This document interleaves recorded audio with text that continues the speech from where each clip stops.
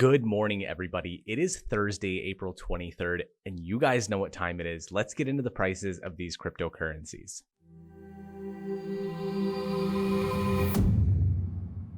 After 2 days of absolutely flat trading with very little movement, we've seen our first big move in the cryptocurrency space.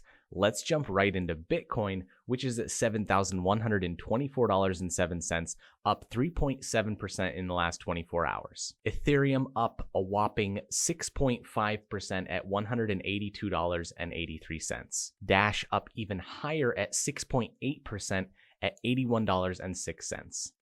And Litecoin at the bottom of the pack up 2.1% at $41.61. So if you would have purchased Bitcoin yesterday when I made my video, you would have made $254 in one day. Join us later today when we go over the top cryptocurrency news articles so that you guys can stay up to date on all current events. Don't forget to like the Facebook page, subscribe to this YouTube channel, and we will see you in the later video.